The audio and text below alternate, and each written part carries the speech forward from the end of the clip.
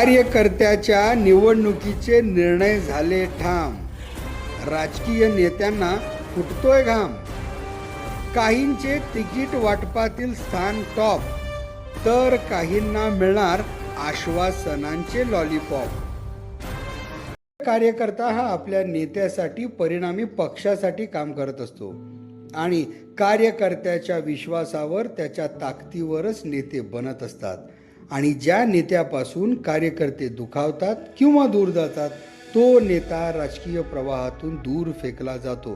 हा इतिहास आहे. स्थानिक स्वराज्य संस्थांच्या निवडणुका, विशेषतः महानगरपालिका, नगरपालिका, जिल्हा परिषद, पंचायत समिती निवडणुका या कार्यकर्त्यांच्या निवडणुका समजल्या जातात.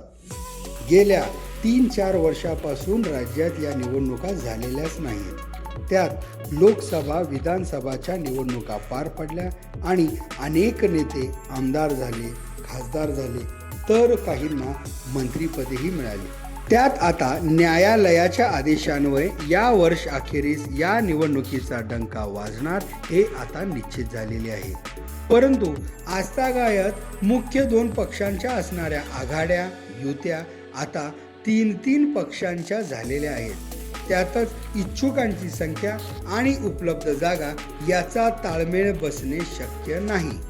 त्यामुळे या कार्यकर्त्यांमध्येही प्राधान्यक्रम पाहिला जाणार यात दुमत नाही.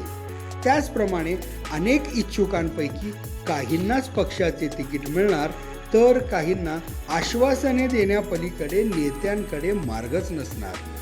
तरी प्राधान्यक्रम पाहताना कार्यकर्त्याची एकनिष्ठता, त्याची पक्षाच्या विचाराशी असलेली बांधिलकी यास किती महत्त्व दिले जाते हे येणाऱ्या काळातच कळणार असले तरी पण अधिकाधिक कार्यकर्त्यांना खुश ठेवण्याच्या प्रयत्नाक्रमी काहींकडून अशक्य स्वप्नेही दाखविले गेले तर त्यात काही नवल समजले जाऊ नये.